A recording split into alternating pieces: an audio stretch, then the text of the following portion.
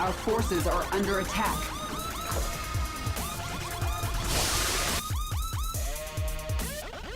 Our forces are under attack.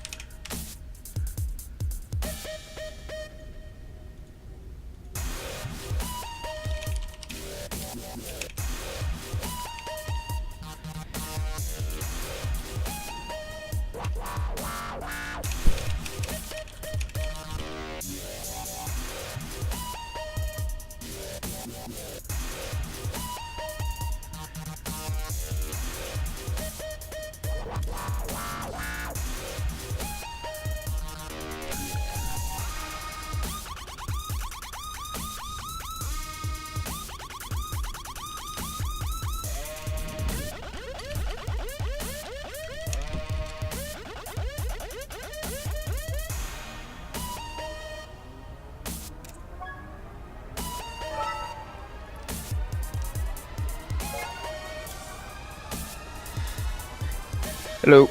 Hey, what's up, man? Not much.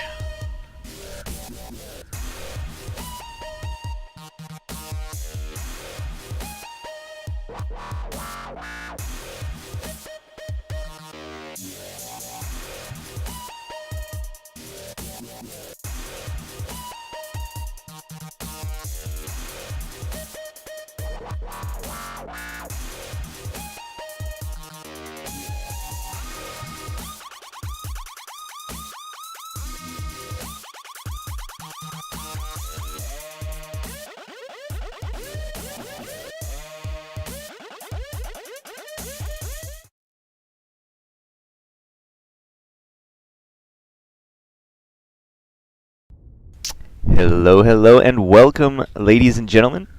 This is Droptimus and Salavanth.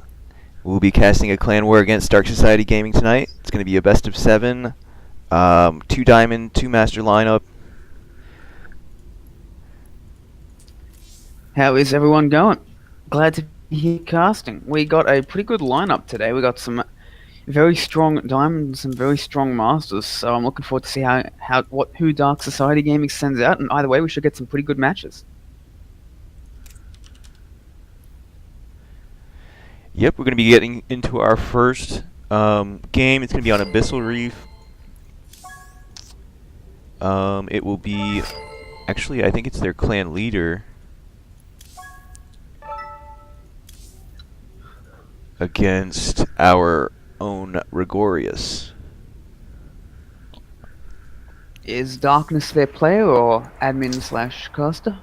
Yeah, Darkness is their admin and their first player. Alright, I don't think they have I don't think they have a caster. I'm not sure. They haven't told me. Interesting. Darkness is a random player. Yeah. Yeah, he told me he was a random, but or he plays random on this account, but it's not his main account or something like that. So I don't know if he'll play random. Yeah, I'd like to see that too. Whereas we have a Diamond 3 Terran on the part of Rigorious.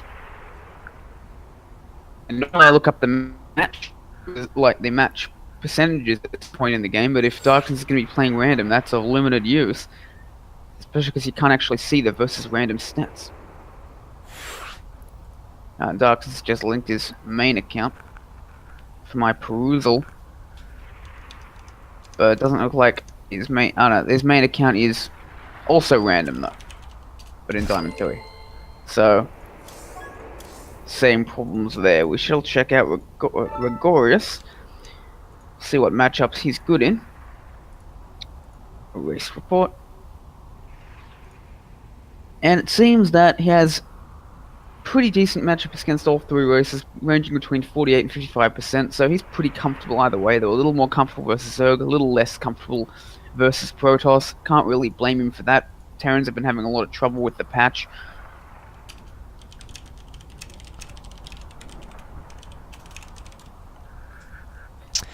Alright, so we decided on Abyssal Reef for the first map, and I think afterwards we'll just do loser picks. Or losing Makes sense. Picks. Abyssal Reef is a pretty nice neutral map to Yeah, I feel like start everyone things likes it. off. Yeah.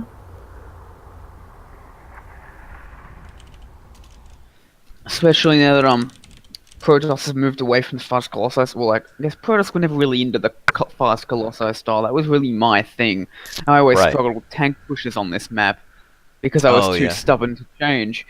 But now that I've moved into a faster Twilight Council type of style, it's a lot easier to hold those. And Terrans aren't really going for them as a consequence, so that makes Abyssal much more of a neutral map all in all. I don't believe Darkness is forced to say his race, but Darkness always does anyway, so it looks like we won't be seeing a TVR, we will be seeing a TV something. And we've got 2 players in the lobby. I'm returning to the lobby. I was not actually... I was in there, but my screen wasn't up on it. So the question is, what are we waiting for? We're waiting to see if Darkness is ready. How do you want to handle introductions, Droptimus? We can take turns each game. Sounds good. You want to go first or second? Oh, you mean one of us does both introductions and we just swap it out each game? Right. Sure thing. Alright. Okay, we've got confirmation. Both players are ready. Gonna get into this game. Flip you for it. Odd or even? Oh, where's my sound? Okay, there we go. Sorry about that. If anyone in chat could just let us know everything on stream is looking okay, that is always very helpful to make sure there's no like problems with the audio or anything. You going first or shall I? I'll go first.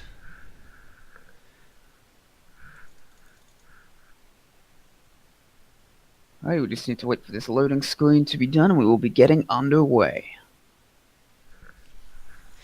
Alright, so in the top left corner we have the Teal Zerg from Dark Society Gaming. His name is Darkness. Actually, one of the leaders of their clan. Alright, you want to take it away? Well, you did say we'd be swapping out doing both, but alright. Okay, I In meant the bottom right, my fault. representing Psionic Aftermath Academy, it is the Pink Terran, it is Gregorius. Yeah, my fault. I guess I miscommunicated, but that's what I meant, like swapping him in between players. All good. In that case, you may as well just go first each game if we each get one introduction. That way it's less confusing to keep swapping it out. Right. Sounds good. Alright, so no gas yet from the Terran. Okay, there it is. Just a tad later than normal, but probably just doesn't have his builds down to the exact half second like you need to do in Masters and higher. Still totally fine, all in all. Hatch and gas for Gregorius, for Darkness, going to make the pull pretty shortly, so it looks like we won't be seeing anything too crazy in the next first couple of minutes. What do you think we're going to see out of Gregorius from what you've seen so far? Darkness, you're the Terran expert here. Right. I don't know. There's a lot of different openings in TVZ right now, at least from what I'm seeing. I've been getting a lot of pool first though, and trying to deny the command center. That's not coming. We're not going to be seeing that out of Gregorius. But looks like the Reaper will be the weapon of choice for Gregorius in the early game. I guess we'll have to see whether he wants to go for a more tech-heavy or bio-heavy opening after that. Helion's always popular. Could do some sort of pressure with Marines. I don't really know what Terrans do in the matchup these days. They can do Hellions or they can do something else. That's about all I know. I guess he could go for a 2-on-1 considering he's getting that second barracks now. yeah, looks like I'll leave it up to you to make those calls. Whereas I used to play Zerg, so I guess I'll focus on the Zerg side of the map. right. It does look like he's going for the 2-on-1. Usually get your second barracks and then your second refinery. So yeah, it looks like that's exactly what he's going to be doing. He should be throwing down a factory here shortly. Speaking of the Zerg side of the map, Darkness is not taking his drones off gas after getting his speed. So he's going to want to use that gas for something, whether it be Overlord speed or something a little more aggressive. And this Reaper coming across the map almost gets a drone, but very nice spore crawl, actually makes two of them.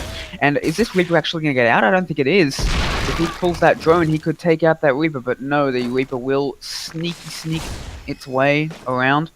But will these Queens manage to take it down? Gregorius really trying hard to save it, and Darkness's macro is being hurt by this little dance, and meanwhile Gregorius is going to get this out, even takes out a Zergling for his trouble as a little bit of insult to injury. While Darkness is going to scout and see pretty much what he's up against. He sees the stim, he sees the tech lab coming up almost certainly for stim. Sees the Marines. Does he see the factory? Let's check that. He did see it building if he clicked on it, so Right. he should have an idea of what's going on. But he doesn't see the starport just yet. Meanwhile, third base coming up for Darkness. And Darkness and is of getting course. quite a bit of gas banked up. So what was that? Gregorius is throwing down 2 hatcheries at the same time, going up to 4 bases. Oh, wow. Yeah. Is that just like super greed, or do you think he's expecting one of them to get sniped? I've seen this before, and I think some players do it because they expect one to get sniped. Yeah, I can't imagine him going for 4 bases before the 4-minute mark. He probably is expecting these Marines to be moving out and attacking, but I don't think that's quite going to happen. He's probably just, I guess, going to have this extra hatchery for lava and not even going to try and drone it at all, this 4th base, for a very long time. Which is not bad. I mean, if you're going to have to make a macro hatch anyway, which I always need to do in ZBT because of all the links you need to make, then you may as well make it at the 4th base location anyway. Exactly. Oh, those Zerglings are not going to get much done. He should be retreating, that's for sure. That's not a good trade for Darkness, indeed. Looking at the units lost tab, it's not a terrible trade, but it's not a great one either. Oh, more Zerglings misrallied across the map. Good start for Gregorius, who's now taking the supply lead and the worker lead, actually, which is not something that you want as the Zerg player against Terran, that's for sure. With these 4 hatcheries, Darkness will be able to catch up pretty quickly. He has actually cut into his supply, into his workers and that, to get those fast 4 hatcheries up. So the supply does not quite tell the full story. Gregorius going up to 5 barracks now, as well. And we are going to see these 2 minivacs. Sorry, go on. I was just saying, before his 3rd command center, so looking to put on some pressure here shortly. Oh no, the Marines load up right as the Lings run into the natural. Oh, this could be a lot of damage. Definitely Already gonna going to see 4 SCVs going down. Yeah, he needs to unload. He does get that, but the SCVs are trapped. They're like, guys, wait for us. Don't leave us here. He should load those SCVs into the medivacs, I think. Yeah. But the Marines are stimming. They are going to fend this away. But 14 SCVs have gone down. It's now 26 workers to 44, and Gregorius needs to go, and he needs to get some damage done. Definitely. Stim is done. He has 2 medivacs. He needs to do the 2-on-1 he originally planned for. He has just waited to heal up his Marines, and I guess he's going to be going pretty much right now, because he does have 16 Marines. I'd like to see him just load up and go over to the Zerg side of the map. Yeah, definitely. Gregorius only has Lings as well, so he has no Queens to really combat at the medivacs. Yeah, I mean, he looks like he has 2 Queens, but they're each at his main and his natural. And really, that's not enough anyway to deal with this. He's got some strong upgrades on the way, but even then, just pure Zerglings will not hold back the Marines if they get into a good position, like in between the minerals, behind one of those mineral lines, something like that. There is almost no amount of just pure speedling that will stop that, but oh, he's actually trying to unload here. Not a good idea considering how many Lings there are. Gregorius definitely needs to get a better position. He does unload on the low ground, forcing the Zerglings back. But really, all Darkness needs to do right now is buy time. Time is on his side, but actually he's making 10 drones. He might have gotten a little bit greedy here. We shall see if this is the position that Gregorius is going to fight from. There is a lot of Zerglings, and they do have +1/+1. But will he retreat back? How is the kiting going to be? It's good. Look at all those Zerglings that are kind of stuck, but even then, still, good the swarm trade is too for much. Gregorius, but he still has to back away. He's going to go into the main base now and drop there and try and get some drone kills. There is a Queen there, but it's only one. An Infestation Pit is already actually done for Darkness. Looks like he wants to go into very fast Infestus. He's forced to back away, but he does go into that third base. Again, that is so annoying to deal with as a Zerg player. The Queen taking pot shots to the medivac, but it's just not doing enough damage. It will not pick off any of the medivacs. But at the same time, Darkness has kept his economy alive. He's taking a 5th base. Right.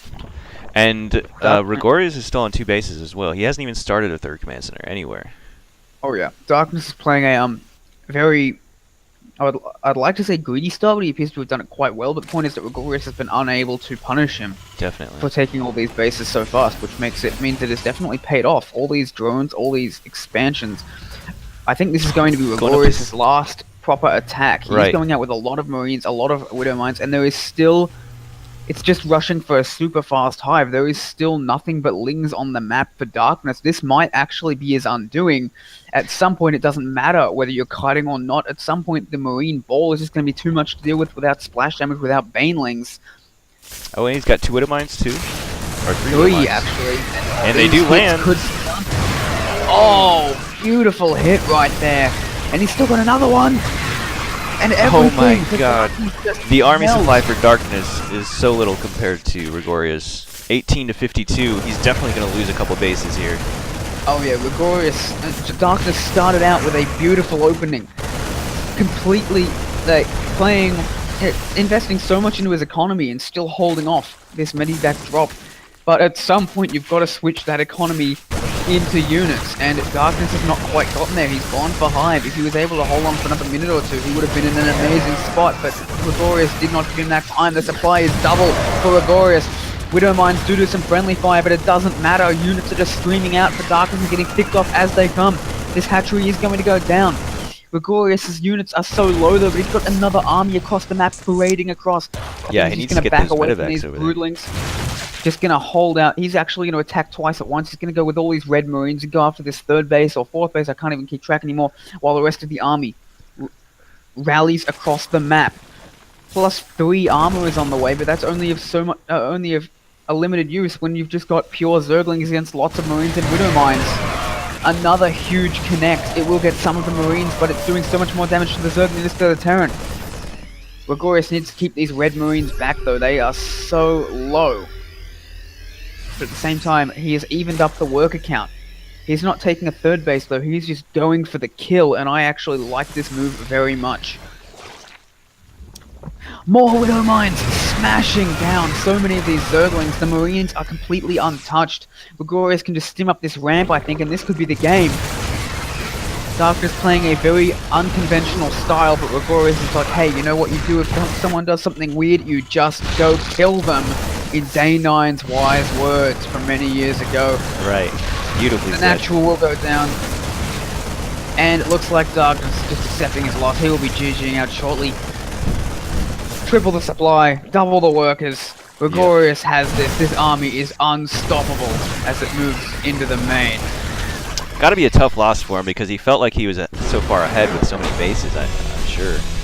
It's true that he was. He just needed to convert that into some tech units. Some Basically, tech, some Banelings yeah. would have been nice, or even Right. some Infestors. He had the tech before it, but didn't quite get there in time. Wanted to rush straight to those Ultras, and Gregorius was like, no, you can't actually get away with that. And he will take game number 1.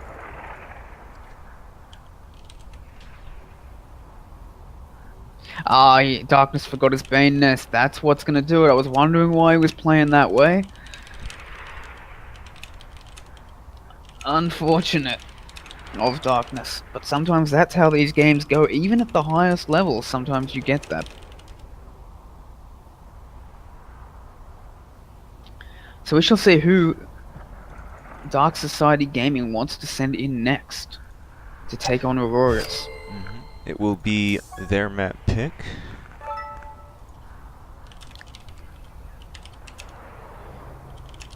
And we have Classy Crew coming in for the Dark Gaming Society, was it? Yes, Dark Society Gaming. Dark Society Gaming, that's it. And he's a Diamond 1 Zerg, so that will be quite the challenge for Gregorius to take on.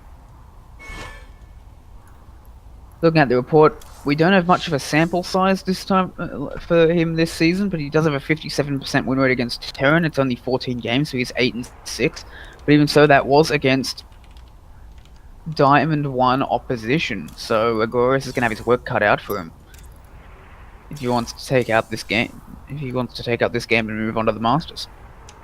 But we'll see if he can. Just waiting for One a would map pick. imagine Classy Crew was watching the stream and knows that Gregorius likes to do those 2 base attacks and will know not to be too greedy.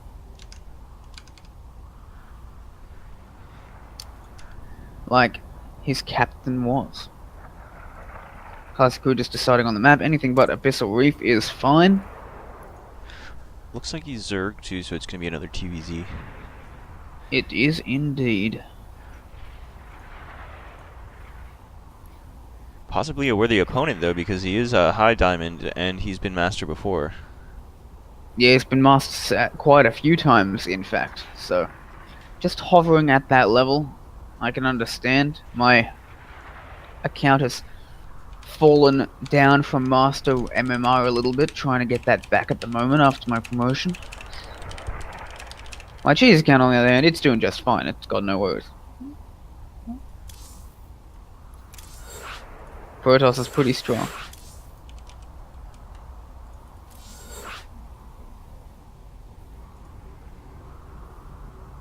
Apparently, according to Illigulac, PvZ is actually in a really bad place right now for the Protoss, but I don't really care. It's like, the difference is like 100 MMR or something. Just gotta get better.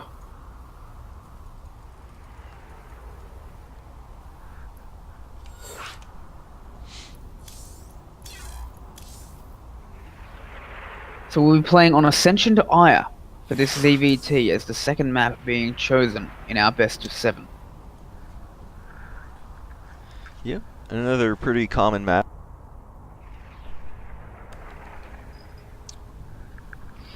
It is. People like these older maps. They feel comfortable on them. Not wanting to experiment too much with the more unusual Neon Violet Square and Battle for the Bulwark. Personally, I'm alright with Neon Violet Square, but Battle for the Bulwark with its 2 entrances in PvZ, I don't want anything to do with that. I just veto that map on ladder. I don't try not to veto maps, but I give myself 1 per season. Yeah. I agree. Like, defenders landing all over again. No, thank you. Yeah. But I believe it will be going out next season. Yeah, Along but with, I think, Abyssal, which was long since earned its retirement. right, I agree with that.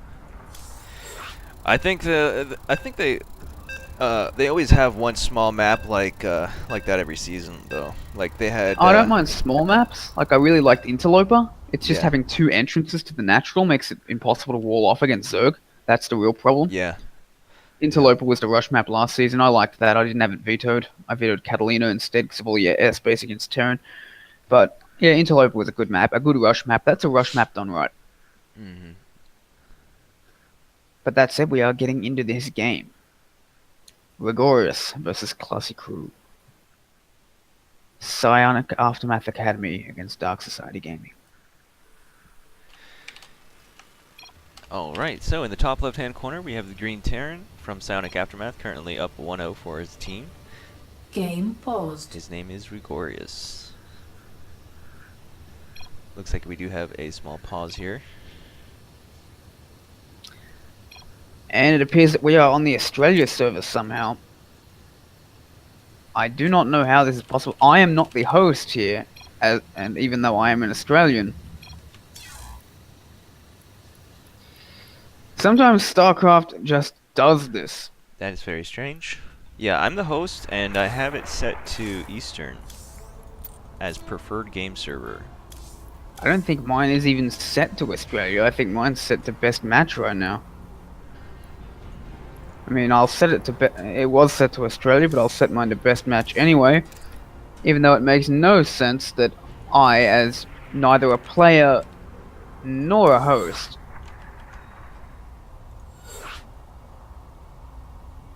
would have it going there. It's just StarCraft 2's servers can be kind of schizophrenic sometimes. True.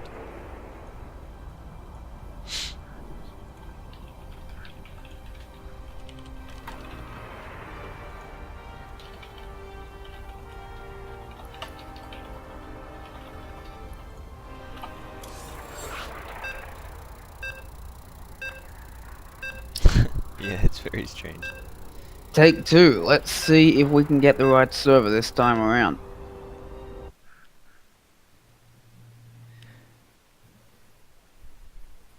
If necessary, I will just leave the party and rejoin it, but hopefully that isn't required. You are the host, so it should be on the Eastern United States. Oh, it's Australia again.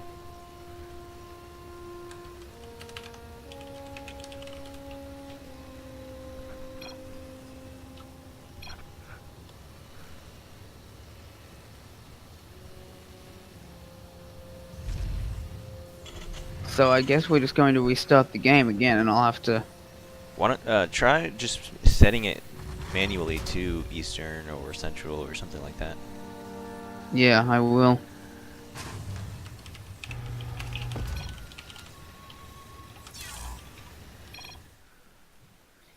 Alright, Jobless left the game, so I guess we will be, in fact, leaving the game. I'm going to leave party and swap mine to United States, even though there's no reason I should have to.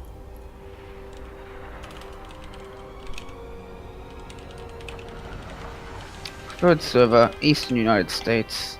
You just know I'm going to go ladder on afterwards with this, and I'm totally going to forget to change it.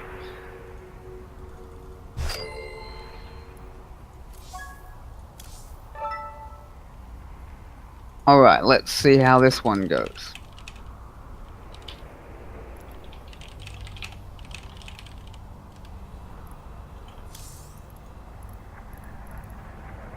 The one person whose opinions shouldn't matter in which server gets picked. Right. The observer. Well, I guess not the one person, the two people, because Tajblay is also observing. I'm not sure. I guess he might be the caster for Dark Society Gaming. Or a co-admin, perhaps.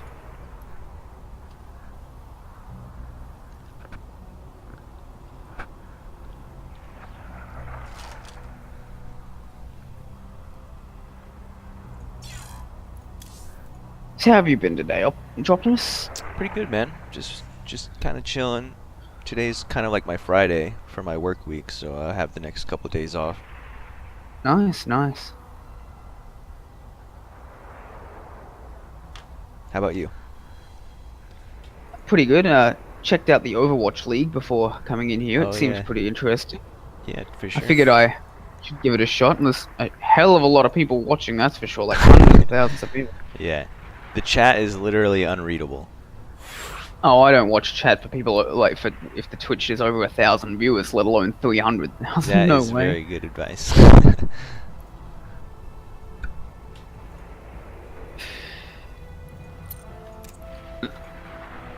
Even just ignoring the amount of spam messages, as the number of players in a Twitch chat rises, the just general twitchiness of the chat rises as well. Sorry to all you Twitch fans, but you guys know what I mean, come on. I like these small chats though, they're good. Yeah. Yeah, definitely. Much as I would love Psyx to be getting thousands of viewers, if we did, I would not be able to look at the chat. Yeah. Alrighty. We're on Australia. Are we really? I think we might just have to go with it. Like, Game paused. I don't know what to do. This problem keeps happening. Sometimes it just sticks to a server and will not stop.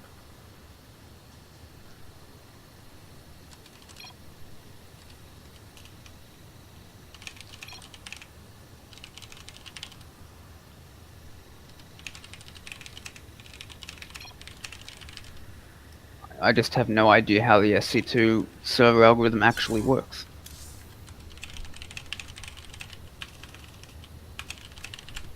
Alright. I'm gonna remake one more time, try and make someone else host. So strange. I live in New York, I have New York, or I mean Eastern... No, I live in Pennsylvania actually, I just moved. Anyway. I lied. Anyway. But I have Eastern selected, and I'm pretty sure everyone else does too. So strange. You might have to actually dissolve the party. Oh, you're still leader somehow.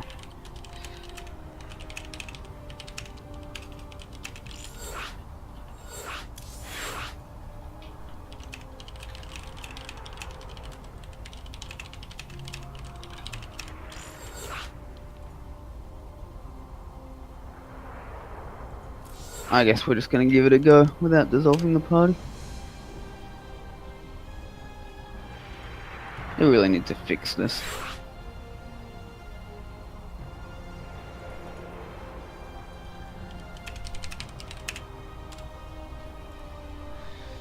Yeah, really sorry about the downtime, but should be getting a game here shortly. There's nothing we can do. We're doing our very best. Yeah. Yep. Yeah, StarCraft unfortunately still has its little bugs here and there.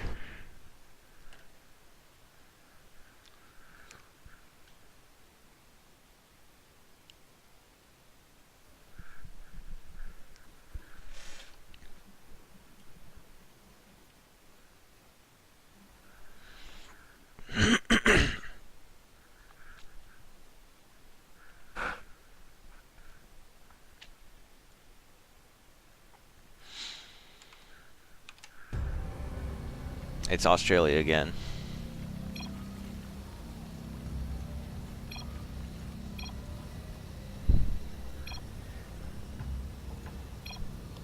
That is really strange. There could be... I remember this happening before, and I think it was because of something BattleNet was doing, like some maintenance or something. I remember it happening a couple weeks ago.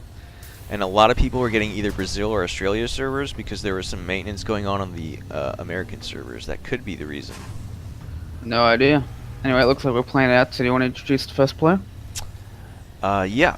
In the bottom right-hand corner, we have the Green Terran from Psionic Aftermath, currently up one map for his team. His name is Rigorious. You start from the bottom right, Optimus? How can we be friends? And in the top left, representing Dark Society Gaming, it is the Purple Zerg, it is Classy Crew.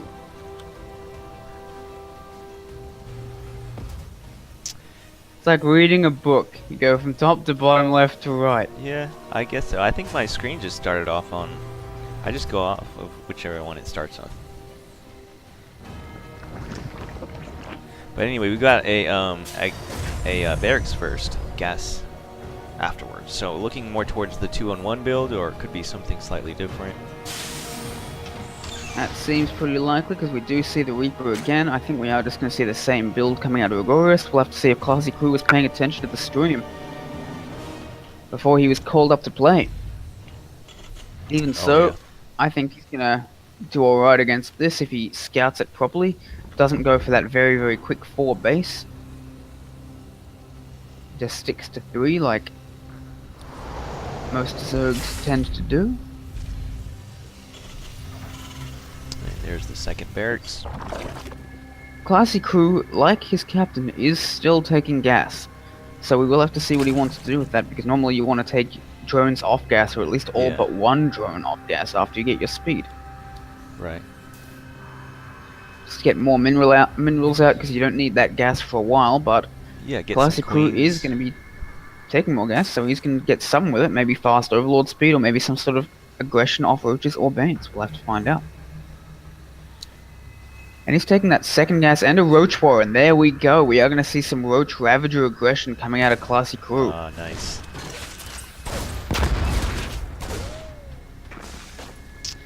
Reaper is going to try and get in, but it's not easy to do that. Classy Crew's got this queen in a very nice position here.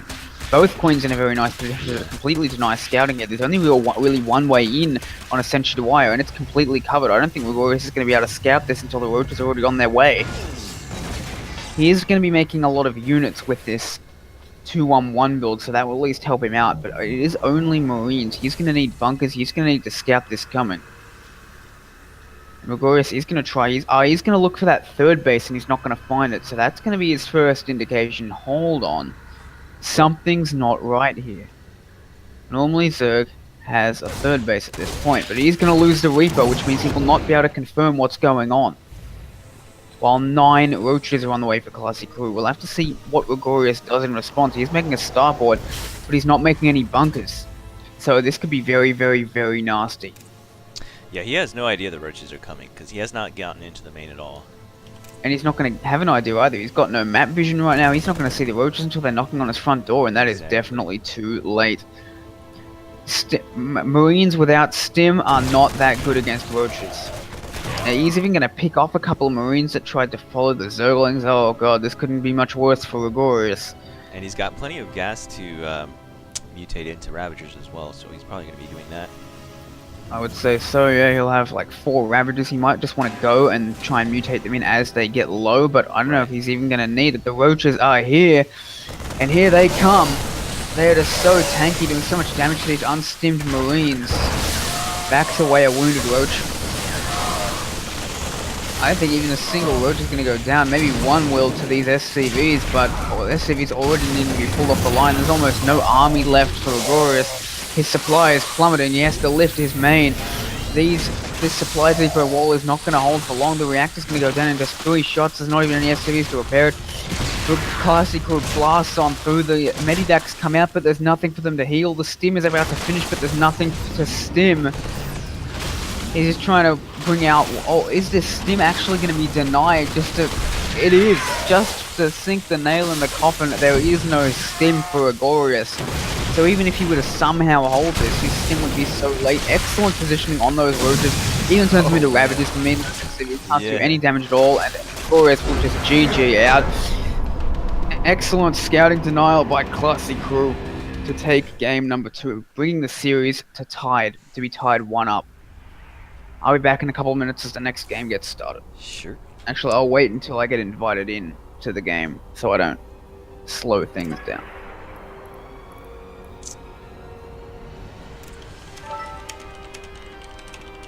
Actually, yeah, with that ping, we might want to should we dissolve the party and remake it? See if that solves the Oh problem. yeah, we could do that.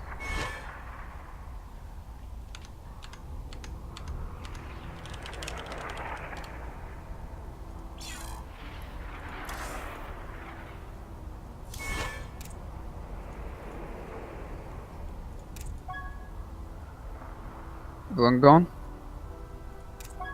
Sorry? Everyone gone from the party? I'm not sure. I think so. I told them to remake But the you- party. But you left? Well, I left, yeah.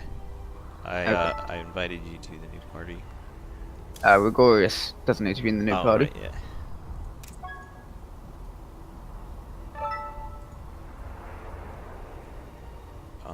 Okay, so Taj, their leader, is not.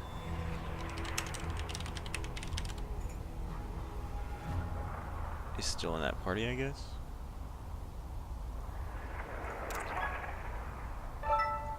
Because I can't invite Our him. next player will be Snowy.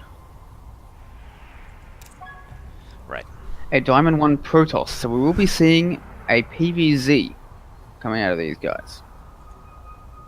It's up to Snowy what map he wants.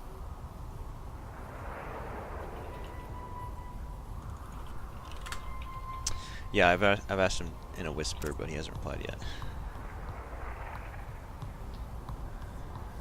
Abyssal and Ascension have already been used, so they will not be open for the rest of this clan war. We shall have to see what he wants to pick.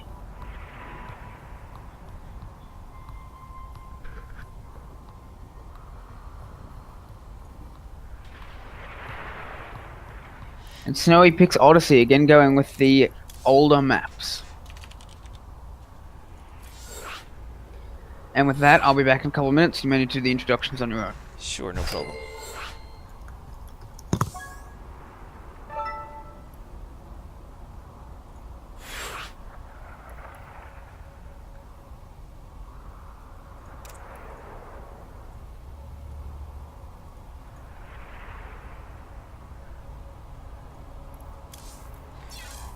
Alright, this music's gotta come up, because I can't hear anything.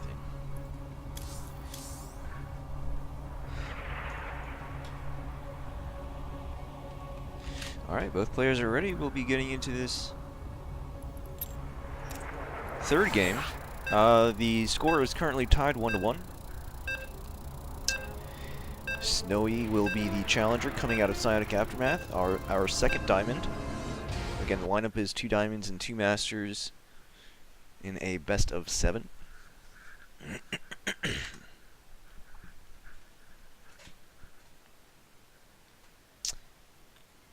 Hello Axis and Daunted, welcome everybody in the chat. Alright, so we are into this game. Score is 1-1. In the bottom right hand corner we have the new challenger coming out of Psionic Aftermath. The pink Protoss. His name is Snowy.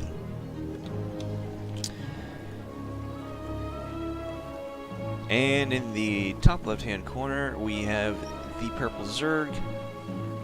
Currently up 1 map for his team. His name is Classic Crew.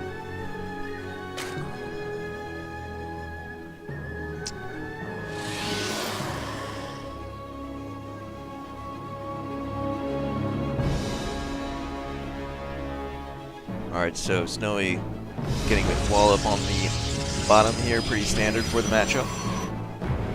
Oh, looks like Crew's gonna be going for a fast pull here.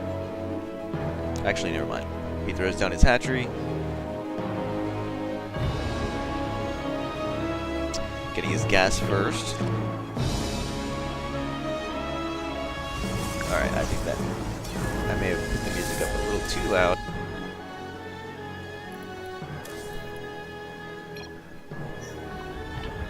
Alright, and there goes the pool. And I am back. Hello, welcome back. Thank you. I just Let's see noticed what we got. Snowy only has Go. 2 probes on his gas. I wonder if that's intentional? That is pretty normal. Normally you want 16 on minerals before you actually rally any probes into the gas. Okay, that makes sense. Early game in PvC. Yeah, it looks like So, he yeah. just added a 3rd as soon as he got his 16 on the minerals. That's right. And then he'll be rallying these probes into gas or just putting them on the mineral lines and then dragging them to the gas when the gas finishes up, and then he'll be saturated on his main base. But now we'll have to see what Classy Crew wants to do, especially given his known penchant for aggression. He's going for speed, and this time he is pulling... Actually, he pulled drones off gas and then put them back. Looks like a bit indecisive, wanting to change his mind. Still making no signs of looking to take a third base. When in PvZ, often you'll actually want to take a third base around this time. Got an Adept chronoed out for Snowy across the map. It is going to be doing some scouting, trying to find out what he's up against, while a Robo on the way for Snowy. That's very interesting. Normally a Robo first indicates a lot of aggression is coming out. Really anything except a Stargate first indicates some sort of pressure build, considering the Stargate is just so good, and he's even building a Stalker as well to deny Overlord Scout. So I think this is probably either going to be some sort of Immortal based all-in, or an Arc or a Dark Templar Archon drop, which can turn into a macro game from there. He is using the Adept to scout for a third, doesn't see it over there. Oh, but he actually finished that Shade. So he doesn't know that the third base is on the way at the 10:30 position just yet. He will want to scout that. He will want to send his Adept in to scout the drone line and see how many drones are there. And he's actually sending it up to the main instead, which I've seen pros doing recently, but I have no idea why. I guess he just wants to scout the main directly and see what's going on there. He will get a couple of drones with this. Oh, only one actually. Was not target firing that quite properly, but he should see... Well, he sees the fast lair, so he knows something's up, but he doesn't know what. And we have double Evo chambers coming out of Classy Crew, so I don't know what Classy Crew is actually doing here. I've never seen a build like this. And we do see the Twilight Council going down from Snowy. And an Immortal, so I think this is going to be an Immortal Charge Lot all-in. Which is a very, very strong build, but actually no, he's building Sentries, so... This could be something like what we saw in GSL the other night, with Immortals and Sentries. It's an old build, but Deer brought it back, and brought it back with a vengeance. I will not spoil the match, but suffice it to say, Game 3 of Deer vs. Buell, the second time, amazing. Amazing game. Yeah, that's what I heard. I'll have to check it out. I think I missed that game. I had to work this morning. But... Third Nexus going down for Snowy. And we do see two more gases come down from Snowy. Is now taking them. Taking one of those gases. So it looks like he is going to be going for... I would say an Immortal Sentry style push, but he's actually made an Observer second, which is interesting. Not normally something you want with one of these all-in pushes before a War Prison. Normally you'd want a couple of Immortals to go with this. And Classico is actually just going for really fast Hydras off 44 drones. I think he just wants to do a Brood War style Hydra bust.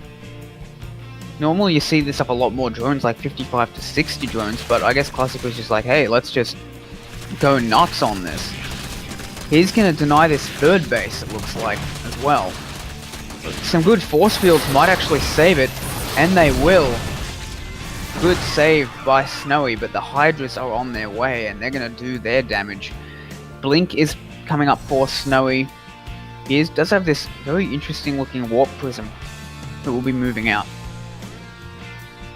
to try and get some damage done. Is he going to put the sentries in there? Let's find out. Shades the Adept to the wall to not let him get in, but you know what's going to kill that very quickly? Hydralisks.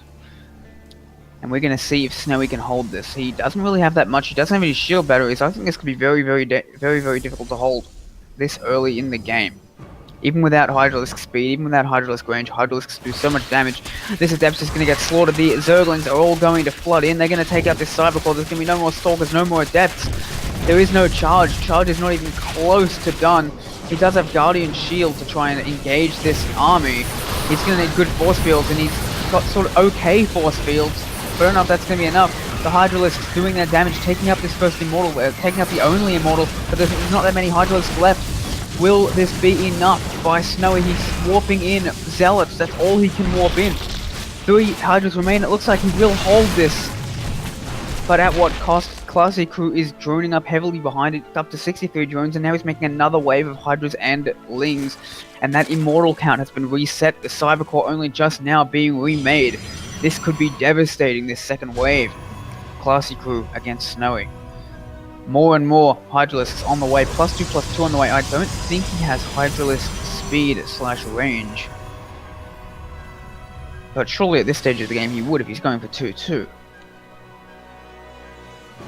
One would think, and I think he's going to kill this third this time around. It doesn't have much health left. Snowy is caught off guard, and this third is just going to go down. Army supply 56 to 27. He's just retreating. These, with no nexus there, that warp-in is so slow. And it's 61 army supply to 19. I think this Hydraling is just going to crush everything. Oh, the probes have not been saved and they will all go down, almost all of them anyway. Fighting at this ramp would probably be his best move, would Snowy, but he's just making an Archon, and Classicu is not going to go up that ramp. He's just going to attack with this Hydra Bane force, trying to get a good surface area, trying to attack in an open area.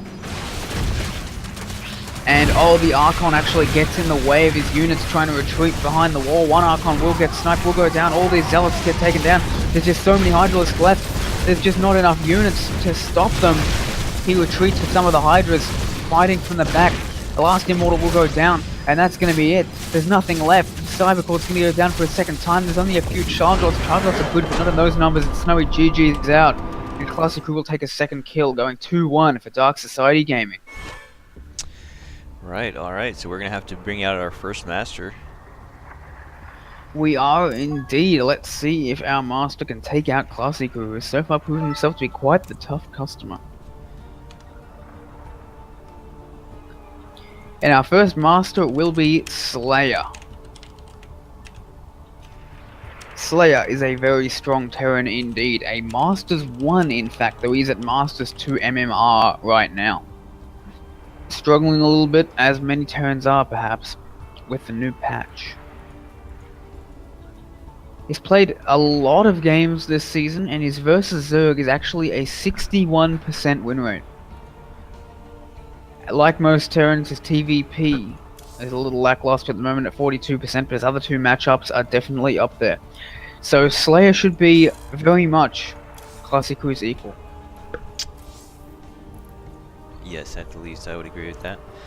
Just waiting on a map pick from Slayer. I've informed him of the available maps.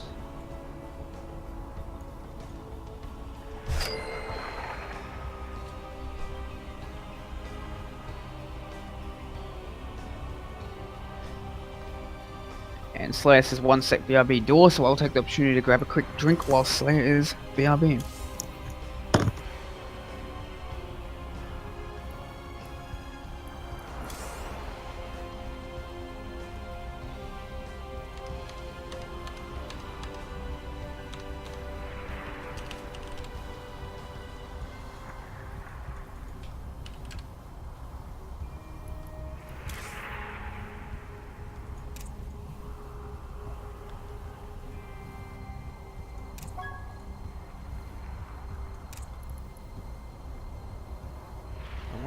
I'm wondering how this guy has that blue flame on his portrait. I know that it has something to do with the Tespa matches, but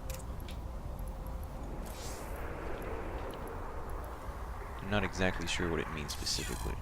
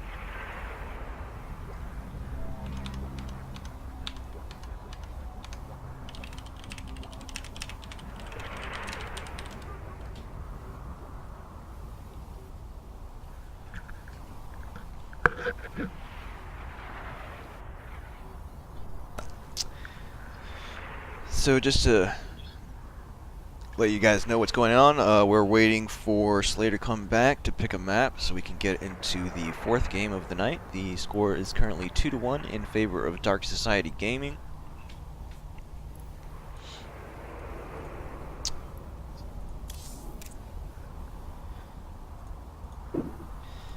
looks like Slayer has chosen to go with Blackpink.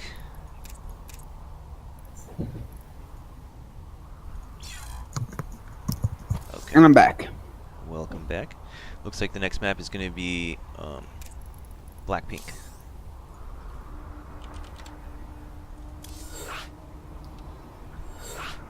Let's see how Savage goes. Let's see if he can bring this back to a 2-2 score. And the map will be Blackpink, leaving us with Catalyst, Neon Violet Square, and Battle for the Boardwalk as our final maps. Seems like a pretty standard order so far. People trying to avoid the more non-standard maps for as long as possible. Blackpink and Catalyst being new maps, but also kind of standardish maps.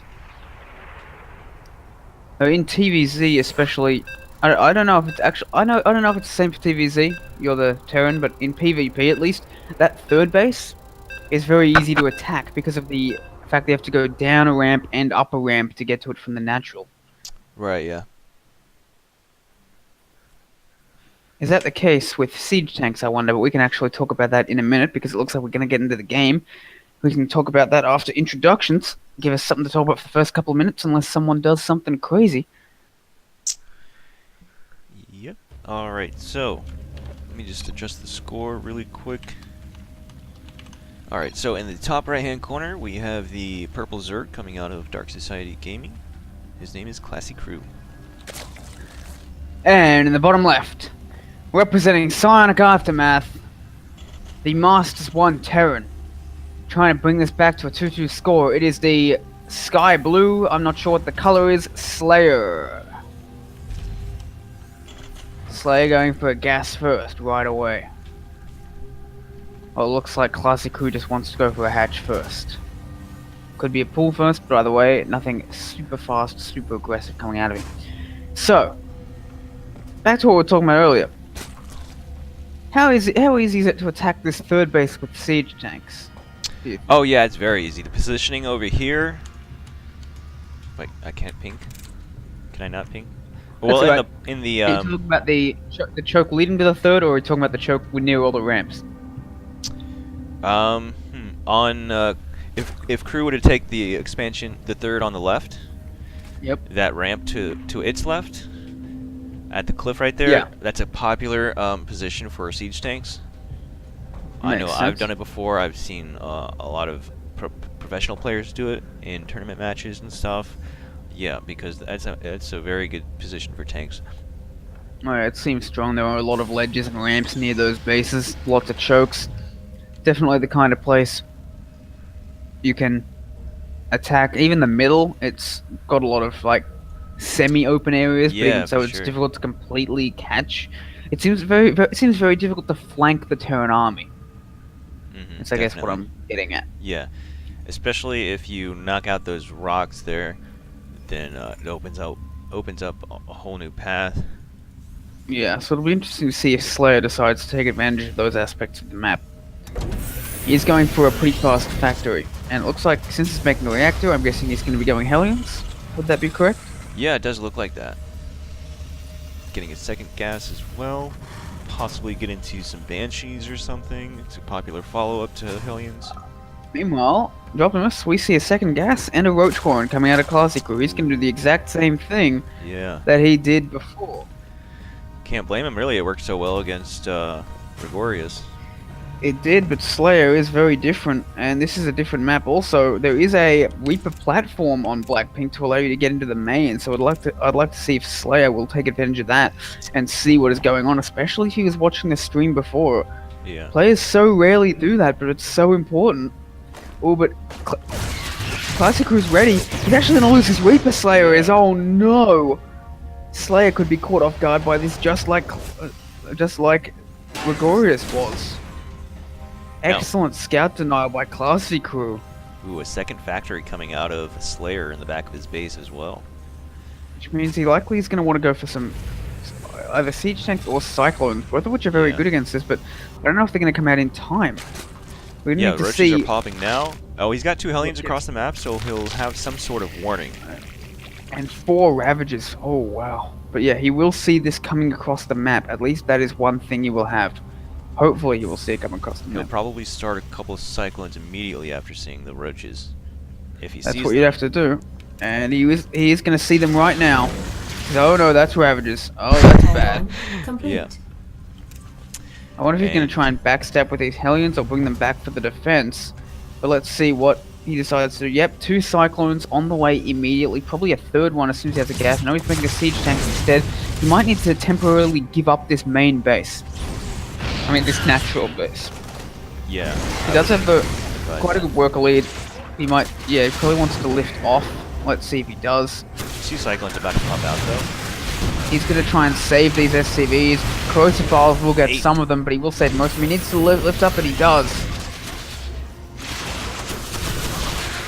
27 work for 26. He will lose that reactor. But the Cyclones will start to do their thing. They will chew through this first Ravage, this first Roach very quickly. Siege Tank doing some nice shots on the Ravagers, pulling SCVs to try and defend. Friendly fire going down though, but he is going to take out all these Ravagers. He's going to survive with not a worker lead, but a roughly even workers. Considering he's already landed, that's natural again. I'd say he's held this very nicely. Definitely. He should be quite far ahead at this point in the game. And no 13 reinforcing units coming out either, so he's droning up. No, 13 drones on the way for Classic Crew. Yeah. Third also As going this down. Overlord goes down. Yep, so he's going to try and macro out of this, while a third CC going up for Slayer immediately. I guess he must suspect that Classic Crew is not going to be getting any more reinforcements behind this because they haven't already flooded in. Right. Lair on the way for Classic Crew as well. He likes those fast lairs. And making 2 more gases. Do you think this could be Mutalisks? Oh, He does have a lot of gas already. He's banking up even more with this, with these 2 gases very quickly. Yeah, I've noticed I can't- Mutalisks are a popular reaction to seeing like this heavy factory play. Yeah, and I can't think of anything else that would require so much gas. He's getting double Evo chamber, so that'll use some of the gas, but not 700 of it. We'll have to wait and see if the spy goes down. He's making 5 roaches. Armory going down for Slayer, so he should be able to react with a Thor or something shortly if he does see a Spire. It looks like he is going to be going for a mech-based play because he's making another factory. So Oh. Slayer just scanned Crew's base just as a drone was going to the back of his mineral line, but it looks like Crew kind of canceled, like he was going to throw some building down and then decided not to. Suppose the Spyro is natural as well, but even that's got to make Slayer think, what are you hiding? And there's really Right. only one thing in this matchup at this stage of the game you need to hide. If it was a Hydralisk, Exactly. then would there really be any point in bothering to hide it? Because every Zerg goes for Hydralisk. Right. Third command center That about was- to be finished with an orbital. +1 ranged on the way for Classic Crew, not +1 melee, so it looks like he wants to just make a few Mutalisks and then transition into Hydras from there. In the meantime, Infernal Pre-Igniter and +1 weapons coming out for Slayer, so he's getting prepared for this later game mech. Gonna be transitioning into 2 siege tanks at a time, just building up that army. He will need to scout these Mutalisks and go for Thors and turrets though. He's only just now getting a starport. He's got basically no anti-air right now. But Slayer has a lot of gas, but doesn't really have the minerals right now to build a ton of Mutalisks. He is saving it up right now. Yeah, looks like he'll be able to get about 10 or 11 mutas. This could be a very nasty surprise factor for Classic Crew. Scouting against Zerg is kind of the bane of my existence. I never do it enough. I need to pick a new build that I saw SOS use in the GSL just so I can make sentries for hallucinations. The point is it's very difficult to scout exactly what the Zerg is doing, and Zerg has so many options to punish you for not scouting them Right. because they can just tech switch so fast. They don't have to build up those Mutalisks bit by bit like Terran or Protoss does. They can just make the Spire and then create a whole ton of them at once. And there's really nothing here for Slayer to defend. This could actually just win in the game, win Classic Right. with the game. There's no anti-air. I don't see Couple what Cyclones, that's Slayer it. can Thor's do about here. to pop out. Siege tanks will start to just get destroyed. The scans here, I don't think the scan's going to do anything. This turret's going down, frankly. He's Thor gonna is lose going his to third be turret. coming up. It might be able to fend off the mutas from the main base or the expansion. Turret's about to pop up as well. Needs to get that up. Oh, just barely doesn't get up. Well, everything in this third is going to go down, putting Classic Crew into a dominating position, but Thors are on the way. A Thor is up, so he isn't going to completely die, but he's definitely in a very bad spot. Definitely, and Crew throwing down his 4th hatchery as well in the bottom right position. So, doing some macro at the same time. Looking pretty good for him. Slayer is still quite high level compared to Classic Crew, so he might be able to get his way out of this. Yeah. But Classic Crew definitely has a massive lead, and if I were Classic Crew, I would want to be finding a way to capitalize my lead sooner rather than later. One thing that I'm not so sure about is he's continuing to make more and more mutas.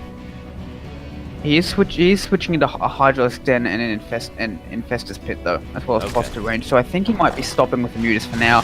But yeah, I think he has overcommitted to mutas just a little bit, like a dozen mutas or so is enough. Right, exactly. To do pretty much everything 16 mutas can do, and 16 mutas die just as fast as Thors as 12 do. So I guess 16 mutas might be enough to take down a turret even if it's being repaired. He's going to take out that Tech Lab, very nice. But that won't stop the Thor currently in production. He's trying to repair it, but oh, that is some devastating volleys already, and we've only got about 8 Mutalisks left.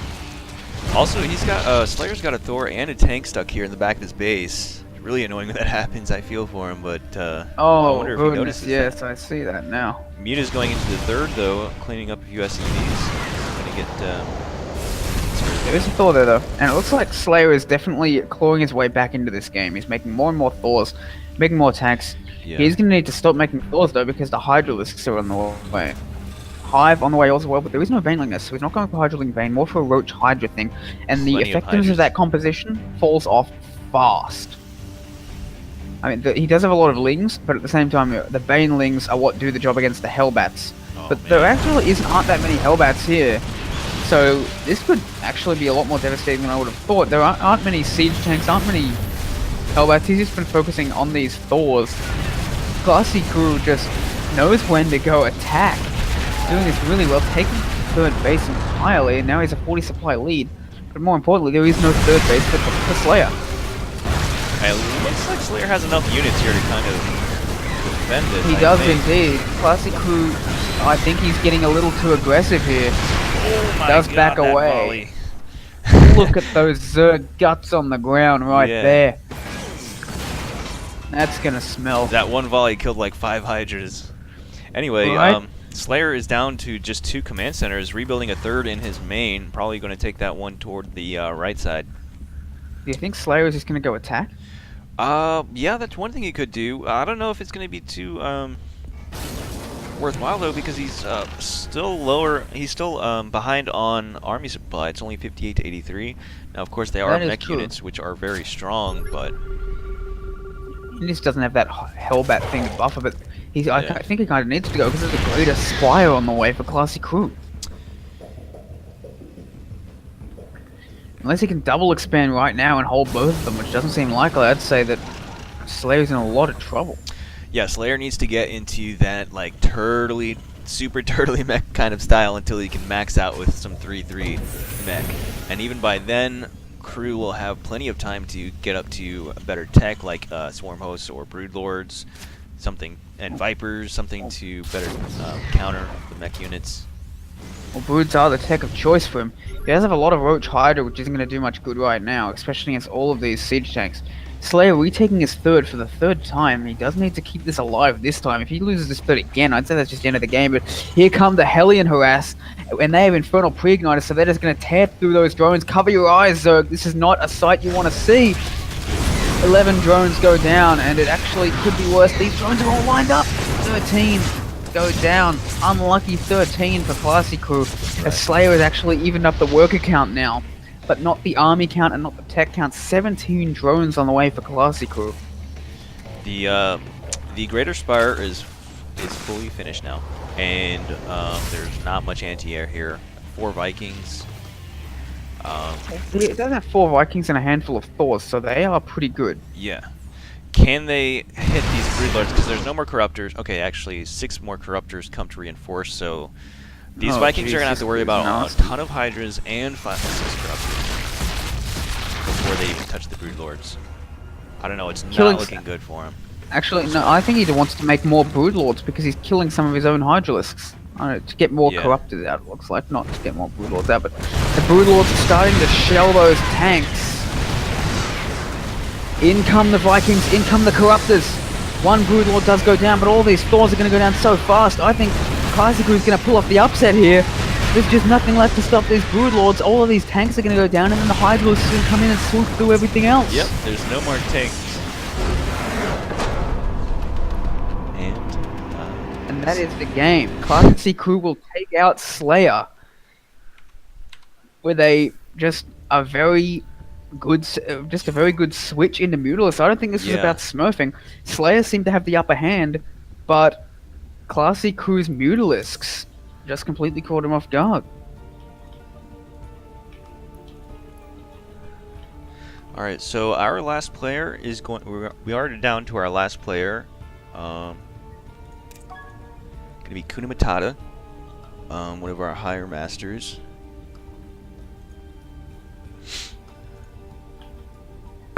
We're gonna bring our last person in.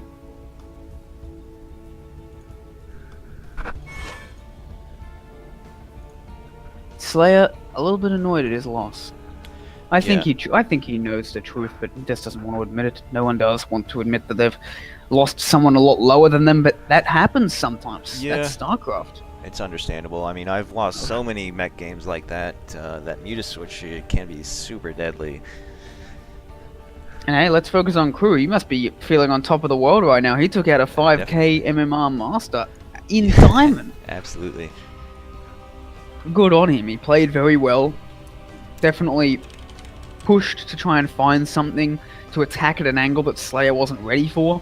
Or first with the Roaches, then with the Mutalisks. Knew that if he just played a regular straight-up game, he would probably get crushed. So he decided, we're not going to play a regular straight-up game.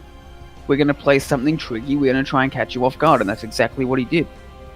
Taking down Slayer and getting a third kill. Looking for the all kill. The question is, can he do it again? So we're waiting on Kuna Matata to reply. I actually have to use the bathroom, so I'm going to take this opportunity to go do that. I'll be right back. Sure thing. Kuna Matata, another Terran player.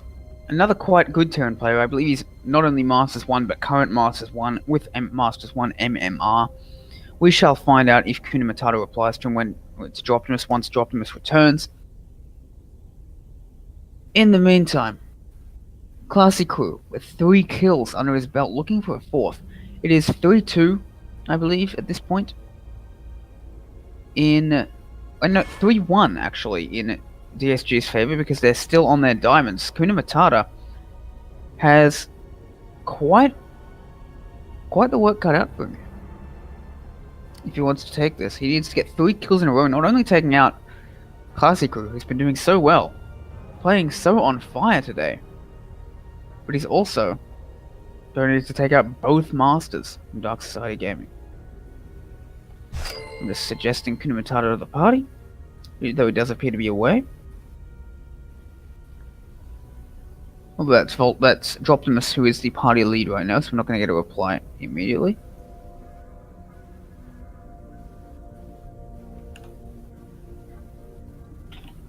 In the meantime, how are you guys doing? I will open up the stream and see what people are saying on chat. I will deal with the disorientation of hearing my own voice 60 seconds later.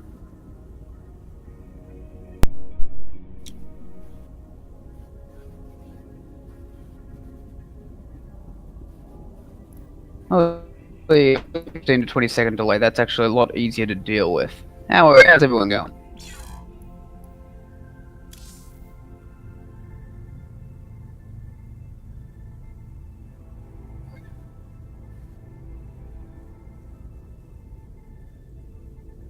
You're making far too much sense, Joe Haviel. We don't like that in these parts. Hello, can you hear me? Yep, welcome back.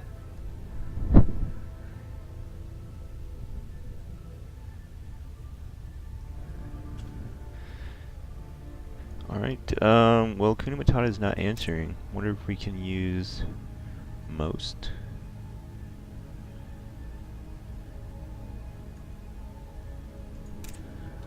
Most is also quite a good player. We just seem to have quite a lot of good Terrans at the moment. That's alright, Joe. Have you just make sure you don't do it again. Honestly, we're on Twitch here. Logic has no place in these hallowed halls.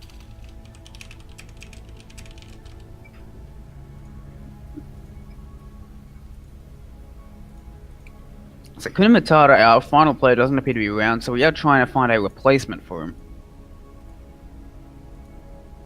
Hopefully Most will be able to play because he is, again, quite a good player.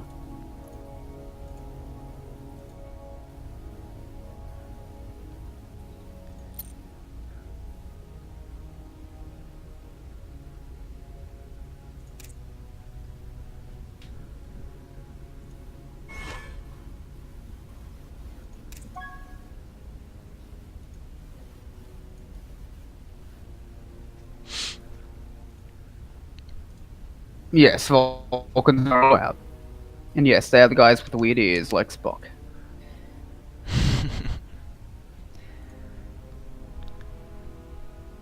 Javier suggested that I muted Twitch earlier when I found the hearing my own voice to be a bit weird.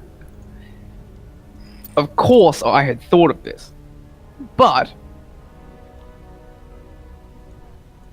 I didn't do it because of reasons.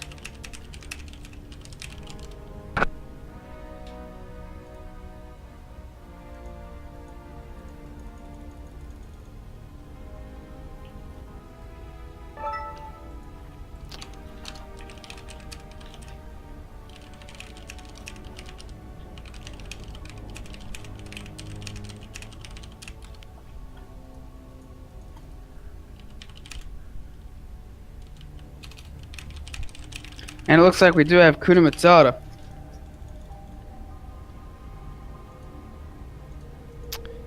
Yep, Kuna Matata has finally replied, so he's here.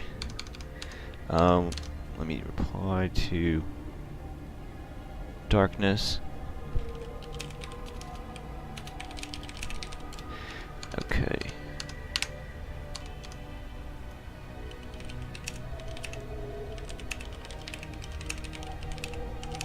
What were the available maps? Neon Violet, Battle of the Boardwalk. Is there something else? We have Neon Violet Square, Battle for the Boardwalk, and Catalyst as our available maps.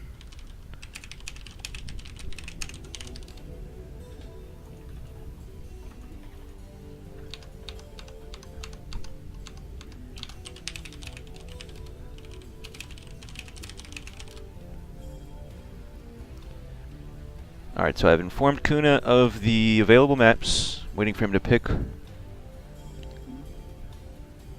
And Kuna is also a Masters 1 player, currently in Masters 1 as well. A former Grand Master, in fact. So he's going to be an even tougher customer than Slayer, but I didn't think that there was any way that Classic Crew was going to take out Slayer, and yet he did. Can he do it twice? It's possible. It's quite a feat, if he can pull it off.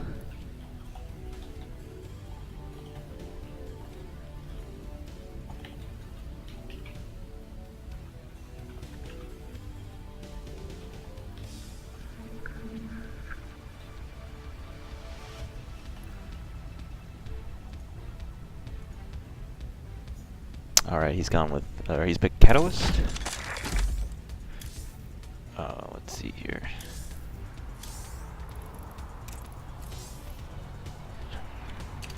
So, the score now is 3-1 for Dark Society Gaming. They are on match point. Down to our last master here for Psionic Aftermath.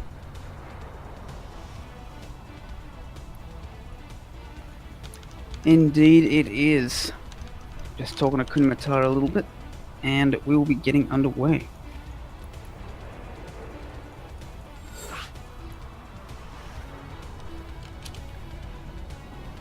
We'll have to see what Kuna Matata has in store. Dark Society Gaming has proven to be very tough so far. And we're going to have to see if Classic Crew's Reign of Destruction can finally be taken down. or if Kuna Matata will get the, or if Classy Crew will get the all kill and defy all expectations. Looks like Kuna Matata needs a minute.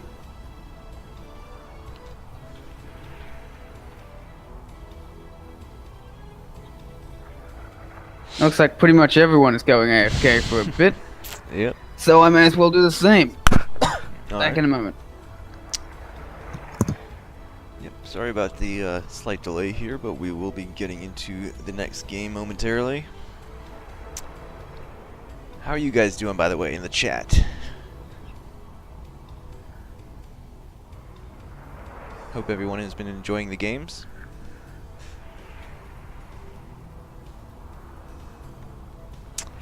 I'd like to welcome all the viewers from Dark Society Gaming. Very friendly clan, or community.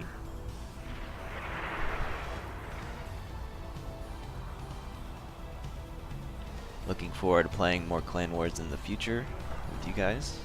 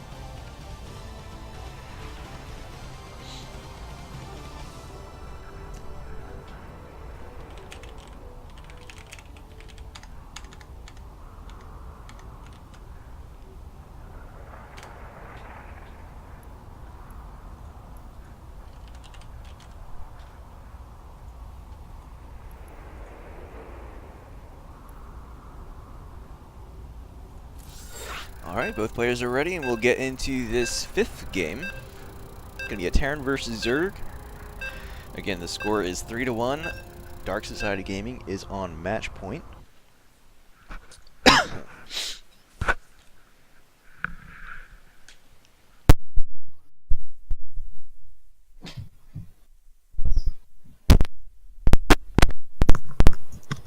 And I'm back just in time. Hello, hello, welcome back. Let me just fix the score. Alright, in the top left hand corner we have the purple Zerg, currently up 3 maps for his team. Actually about to all kill if he can take out the Goliath that is Kuna Matata. The purple Zerg, his name is Classy Crew.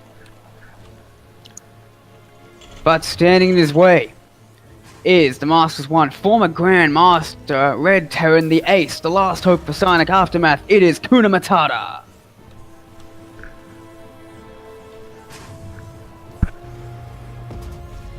Alright, gas first coming out of Kuna Matata. Now, are Like you a getting faster any factory. stuttering? Stuttering? No, I'm smooth here at 120 FPS. Because I'm getting a bit of stuttering. I don't know if the players are. And it looks like it's getting better now. Or not. I've been having a lot of stuttering problems recently, the past couple of weeks. But Me too, I think it's some sort of Blizzard thing. Could be, but I tried updating my graphics drivers today, and I haven't had that problem since I did that. Now I haven't had it for too long, so it might still happen, but that's one thing you might want to try. Yeah, that sounds like an idea. The weird thing is, it hasn't happened when I've been playing, only a couple of times when I've been observing. Oh, okay. I had to leave a game the other day because of that, and it hasn't happened for like years, so. Ever since I got my new internet, so, I don't know.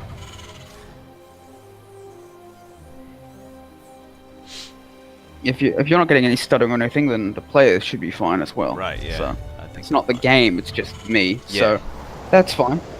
We'll be okay, as long as it's not affecting the players. Right. So I can see Reaper coming out of Kuna Matata. Pretty standard so far, going for that factory pretty quickly. going for a reactor, so it looks like we'll be seeing Hellions out of him as well. We'll have to see if Classic Who wants to do the exact same thing yet again. He does still have drones in gas. So I think that might be just his go-to move in ZVT.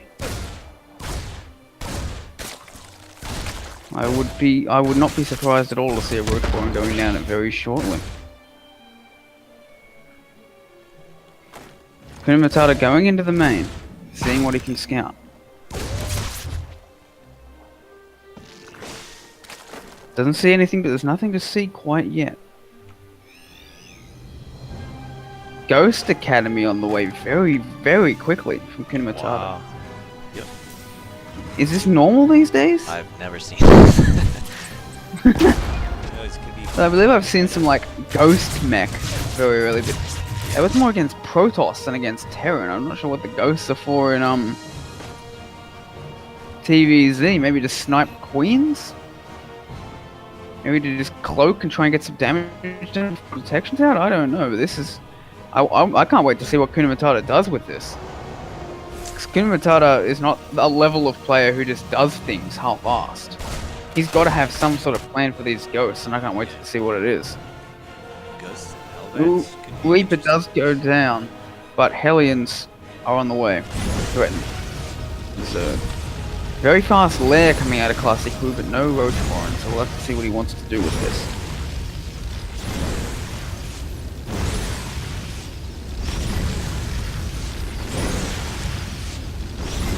Making yet more ghosts, so Ghost Hellion appears to be the choice. I don't know what I'm seeing. There's the first ghost. Cloaked, creeping in. Looks like it's just going to go after the drones. And it will start sniping him down. It should be able to get a few And- drones, but it's gonna run out of... Oh, look at that. The lair is done, so... Yeah, you're right. This ghost will run out of energy. Classic Who surrounds it. Prevents it from going anywhere else, but it's already gotten 5 drones. It's just getting so many kills. And it's actually going to run away before it runs out of energy. The question is, will it completely make it out? It will get... It will get to the safety of the Hellions. Right. To continue doing more and more damage. You probably should be able to get this I'm so- hatchery here with both ghosts here. I'm so stupid. I know what was causing the stutter. I forgot to turn off Twitch. Oh. Now it's fine. Ooh, he snipes the queen. Very nice. He's going to get this third base. Unbelievable. I guess that's what the ghosts were for, to snipe those queens and let the Hellions run rampant over the Zerglings. Well, ghosts do a surprising amount of damage, actually. Oh yeah. And snipe. Oh, man. Queen's going down so fast to that snipe. Oh. And that's just it. GG. Wow. Kuna Matata showing his dominance early on. Bring it back 3-2 in very convincing fashion. Damn. He's going to be tough to beat. That was impressive. That's not something I've seen before. I will definitely be trying that. Darkness also has the same idea, stealing that build.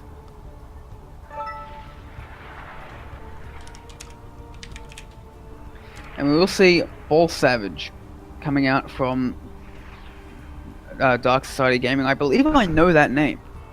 I'm sorry?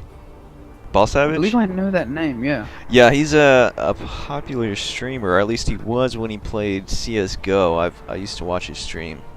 It was around the same time I was playing, so... I don't know if he streams And- StarCraft that much, though. Ball Savage appears to be essentially at GM level MMR right now. He just isn't in GM for some reason. So this is going to be very tough.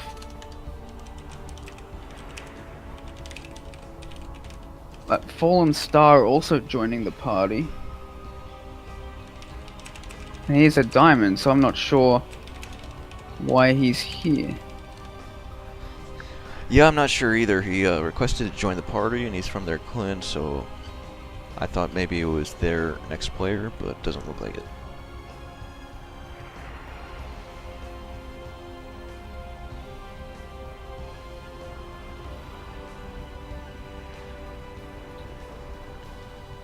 Fallen Star is hosting for Darkness, apparently.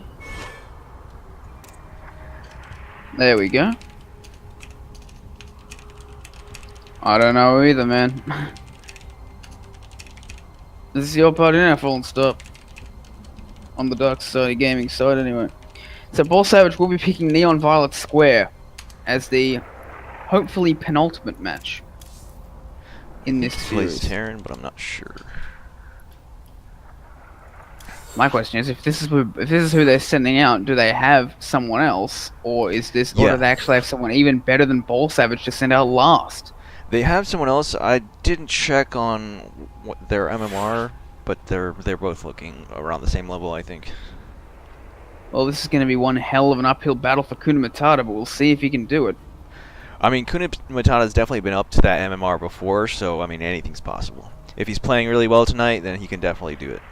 That is true. I suppose this is why the more serious leagues, instead of our just casual clan wars, impose a harder MMR limit on their masters, considering that you can be GM level MMR while still being masters due to just activity or due to just fluctuations in how the Grandmaster system works. Right. By the way, Classic Crew, thank you for dropping that follow. This is just a more casual game, so who cares? Better games for us. Yep. And just waiting on Kuna to ready up. And Ball Savage says he's ready. He's going to be playing random. Yep. That is intriguing. Excuse me. Alright, so Kuna Matata needs a second.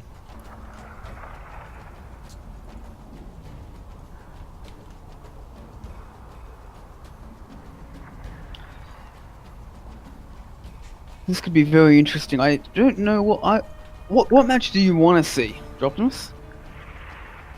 What you... Oh, matchup? Yeah. I would like to see a TVP. I don't think we've seen that tonight, have we?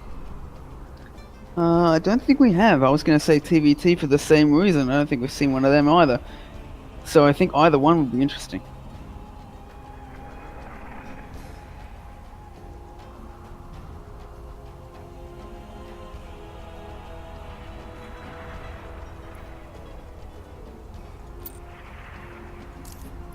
Alright, both players are ready, so we're going to be getting into our sixth match. We will. It is 3-2 for Dark Society Gaming right now. Kuna Matata looking to bring it back, but he's going to have an uphill battle ahead of him.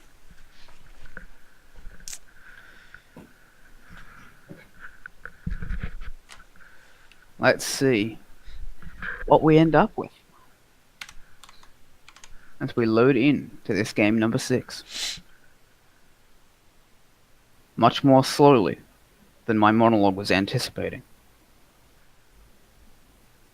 So I guess I shall just keep talking until it comes time for the introductions.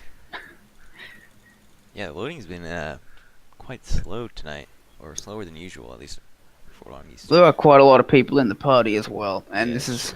We are loading up a different map every time, so here we go! Any second now. Why you gotta do me like that, please? This is a conspiracy to make me look bad.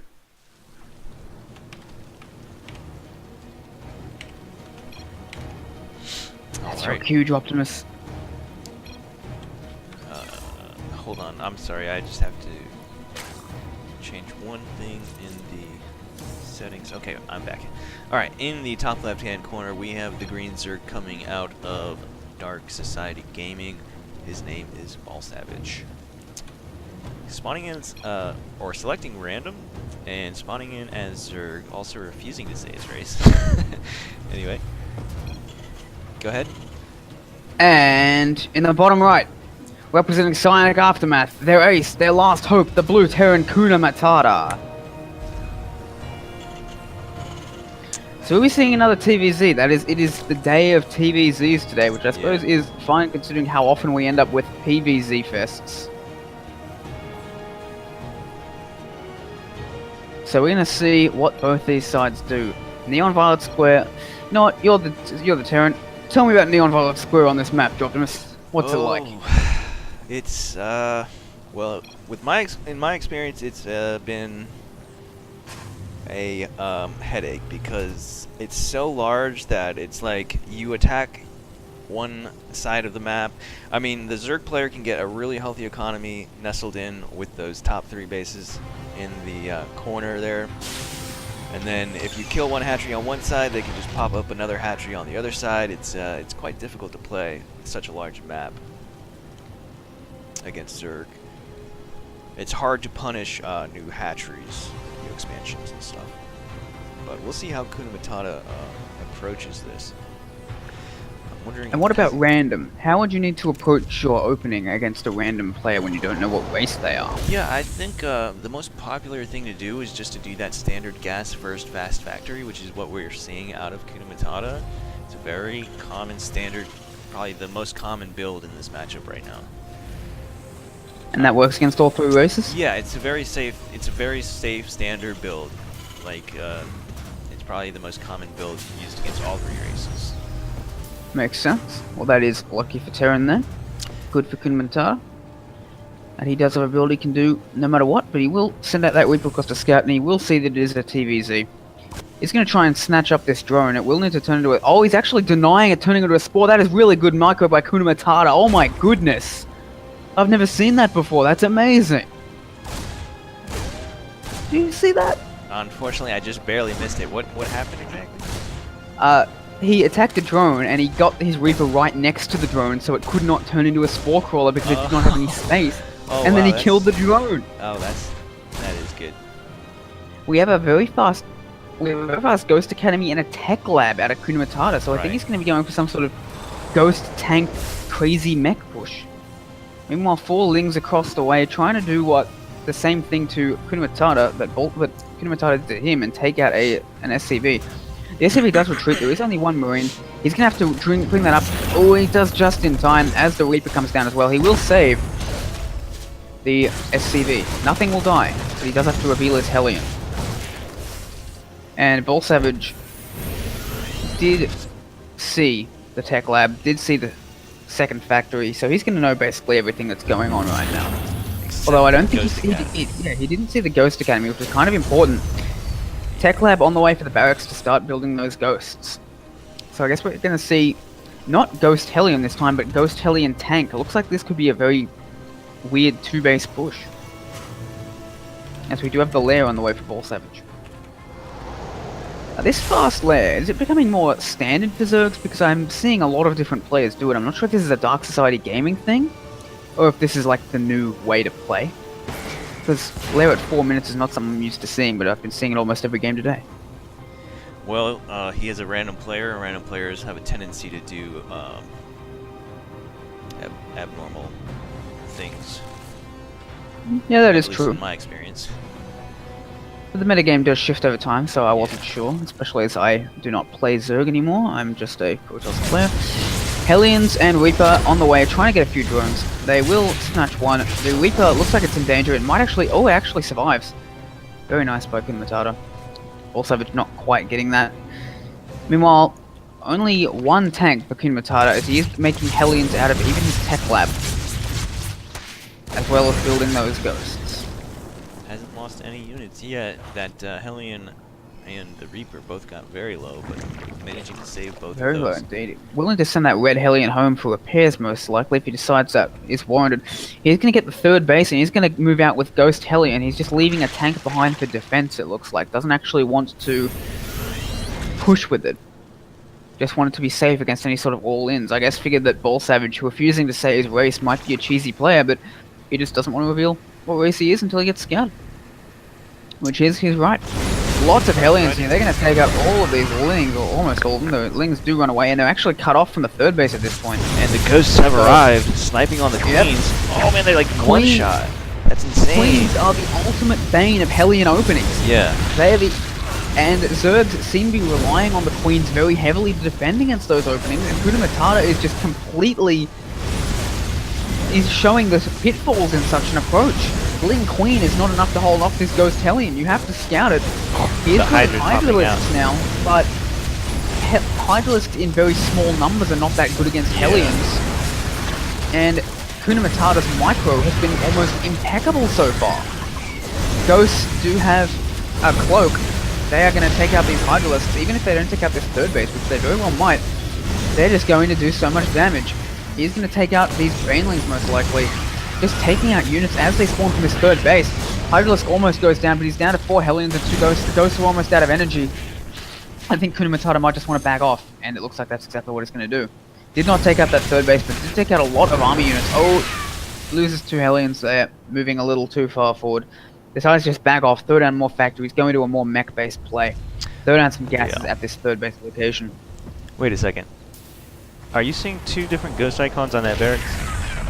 Yeah, it's some sort of bug there where it looks like it's being produced 2 at a time, but it's actually not even producing at all right now. Oh, okay. I thought that was what happened when you queued them up on a tech lab, but no, that's just a visual bug. He's not actually able to produce 2 ghosts at a time, thank goodness. It's just it's a WCS bug, not a StarCraft bug. That would be much more serious if it was. Yeah. But again, he goes in with his Ghost Hellions again, snipes another Queen.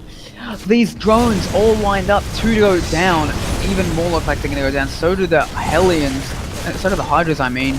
And I think this third base may actually fall after all, but he's not going after this third base. He's going straight for the natural.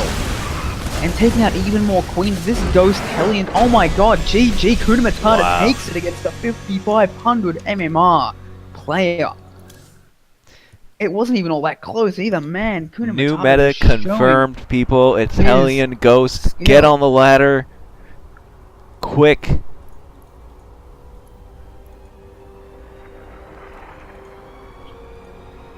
Amazing.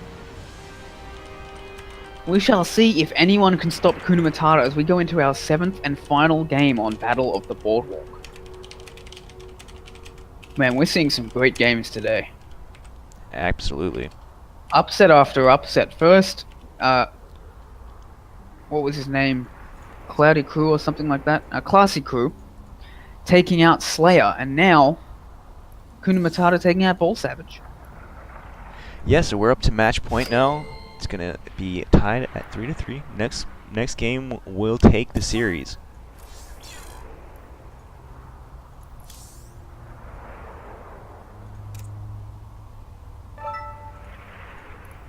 We'll have Vlair as the Indeed. last player. And the only map left is our beloved Battle of the Boardwalk. Seems to be... not a good move by Ball Savage. What's that? I got confused for a moment. I thought Kuna Matata was the Zerg, because we are going to have Battle for the Boardwalk in the last match, and Vlair is a Protoss. Ah. Also a Masters 1, though he's not at GM level MMR, he's closer to Kuna Matata's level. Normally this would be a pretty even match, but with the way Kuna Matata's been playing so far, I don't know. Let's see if his TVZ, spectacular TVZ prowess, is going to move on over to TVP as well. And let's see if Kuna Matata can bring it home. I believe. Well, we know one thing, he's good with Ghosts, and Ghosts are a strong unit against Protoss. They are, he might go for another. I've actually seen some fast Ghost type of play against Protoss before, with that EMP being just so devastating early on against these sentries, against any Templar that get made, just wiping out the shields on the Stalkers. We might see something like that. Kuna Matata continuing his pattern of taking a second before the game. Yeah.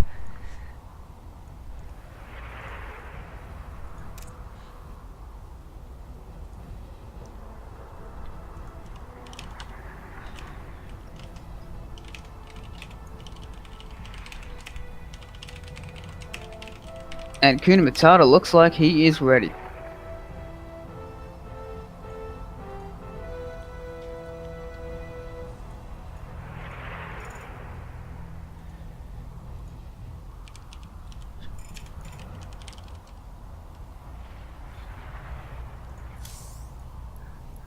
Alright, both players are ready. We are going to get into this game, the final game, which could be a short one, so don't blink, because this is Battle for the Boardwalk. A battle on the Boardwalk. And it is a pretty aggressive map, to say the least. Two very strong players, very strong Protoss, very strong Terran, to get this TVP that you wanted as our final match of the night. Yeah, on this map of all maps. This is going to be interesting. Because as I don't like to play on these kinds of maps too much, I love to watch them, because you know they're going to be crazy. It's like CVZ Ling Bane was, you know? You love Right. to watch him, but you don't want to touch him with a 10-foot pole because it's so nerve-wracking. Right, exactly. Couldn't have said it better myself.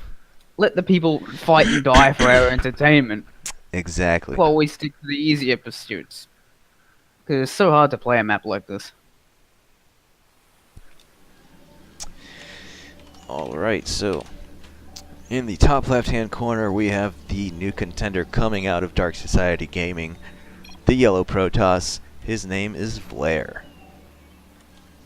And in the top right, 2 kills under his belt, looking for a third one, looking to pull off almost the all kill. It is the Blue Terran, it is Kuna Matata. This is the last game. Last time pays for all. The final game in our clan war.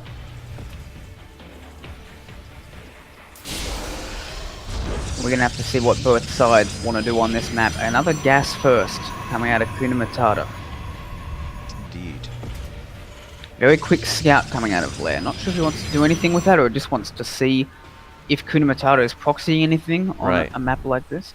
Better safe than sorry. Actually, Vlair is taking a second gas, which almost certainly indicates some sort of one-base play from Protoss in PvT. And there's no scout coming out of Kuna yet, so... Oh, we are going to see this probe scout around, but the question is, will Vlair send out a second one, or is he just going to leave? He is just going to leave. I think this is going to be a proxy. A proxy Stargate or a proxy double immortal, both of which can be very powerful. I'm thinking double immortal myself. I think Vlair's just going to want to go for the kill. But Kuna Matata did see this SCV come in and then leave. That should tweak something. That should make you think, hang on a second. Yeah, why aren't you sticking around and seeing what I've got? I'm not sure about this pylon placement because if Kuna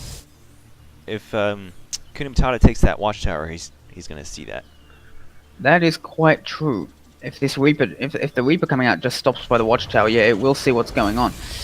And I think we are going to see. He's already queued it for scouting exactly the spot where the pylon is. He's queued the barracks. I think we are seeing just a Stargate. A double robo would be tragic here for Kuna. Actually, is he going to scout this? Looks like it. Oh, yep, he sees it. I don't know if he clicked on what that building was yet, but he did see it. He saw it. Well, he must have, surely, because, like, you don't see a building being constructed near a proxy pylon and then not click on it. He knows exactly what this is. He's cancelling a bunker now that he knows it's a Stargate. He's building an engineering bay for turrets. He's going to be prepared. He's going to have Marines out. Stalkers as well, He's going to hunker down on one base. Stalkers and gateway research. I think this is going to be one of those proxy shield battery attacks. Ooh, yeah, and that could be good. Grenade almost kills that Reaper. The Reaper flees for its life. Oh yeah, we're seeing Void Rays, so yeah, this is going to be a proxy shield battery rush. And Kuna wants to try and hold this on the low ground too. Not saying he's not scared. Yeah, I don't know about that. This can be a very nasty, although I guess the whole point of it is to set up those shield batteries on the low ground, so maybe Kuna Matata just wants to stop that before it really gets going. First SCV will go down, but this Stalker is starting to get low. He needs to take out this probe and stop it from producing more shield batteries though. Bunker is going to go up. Yep, first Stalker getting very low, but a second one on the way. Starts to build those shield batteries. He needed to take out that probe while he had the chance, but actually the bunker is in range of the shield batteries, and the shield batteries will go down. The bunker is in range of the pylon. Oh yeah. That's really going to slow Vlair down a lot as that first pylon will go down. Void Ray already activates its super laser or whatever it's called, taking out that reactor. Those Marines not in a great spot, retreating back to the bunker. He's making more Raxes, trying to get up enough units to stop. There's a second Void Ray on the way. This supply depot is going to go down, and it's not going to supply block Kuna Matata though, but these Marines are so low. But so is the Void Ray as well, but these shield batteries are now up. He does see the shield batteries. Do you think this is the correct response from Kuna Matata? Just making more Marines. Yeah, I mean, it could work with proper micro, and he can save this bunker, which it looks like it. This bunker so close to going down. The shield battery is starting to lower its energy. SCV is being targeted down. And this Void Ray does go down, and that is huge. He just barely saves the bunker again. Kuna Matata with an excellent start to holding this. Yeah, it looks like he's more and more Marines. Looks like he's got the right idea here with all these Marines. Far from out of the woods yet, another probe Shield- comes down to construct more buildings, Yeah, more the shield batteries. are almost out of energy. They are, so he's gonna have to build more of them to continue with this push. Also, still no still no Nexus out of Protoss, so Stim He's is on the gonna way have now, oh, so true. there is a clock. Definitely, he's gonna have to do something here shortly. He's got Kuna Matata is keeping those SCVs in position. Oh, he's gonna try and surround that voidway, and he's gonna get it though. Right, he's gonna snipe Narix that will void ray. survive. It's looking pretty grim here for Vlaire. Oh yeah, keeping that void ray count low is so important.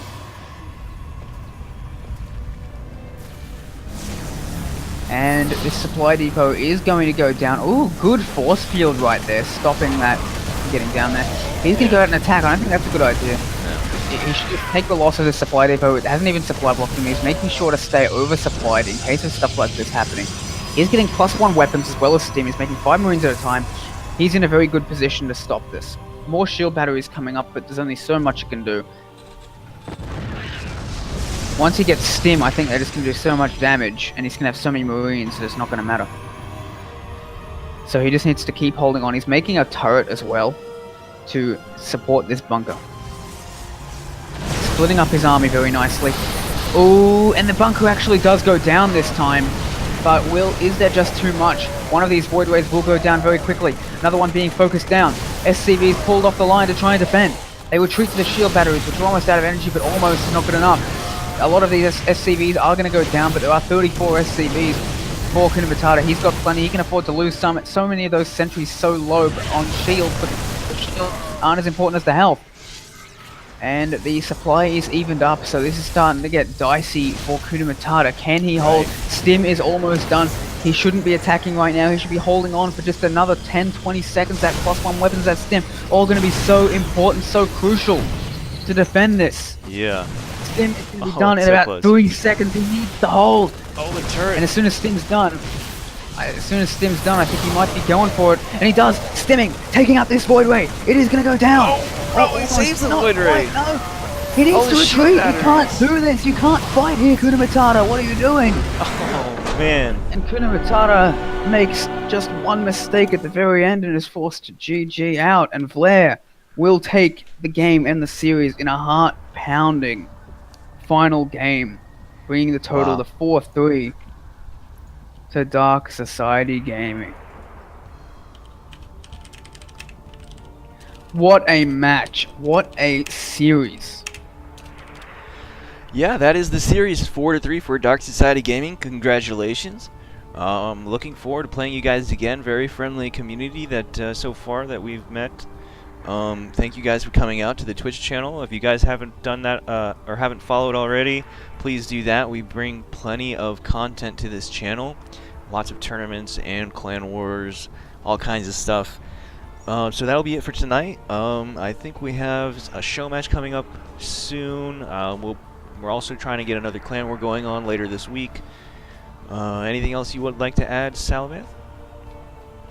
Thanks everyone for tuning in, and make sure to follow us on Africa as well. We've got 2 show matches coming up this weekend. Psych versus Bowman, 2 of our GMs, and Penguin versus Riser the next day. I'll be casting the first one with Snoopy, and I believe, Droptimus, is it you or Gorgonoth casting the second one? I believe it's Gorgonoth. There you go. Either way, we're going to get some great StarCraft going on, some GM level play, even higher level than the ones we've seen today.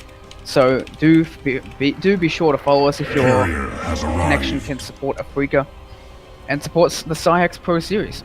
Hobo that plays Zerg, thank you very much for the follow. Alright, Salvan, it's been a pleasure casting with you. Thank you for coming out and casting with me. Thank you to all the viewers. Alright, that's it. So good night, guys.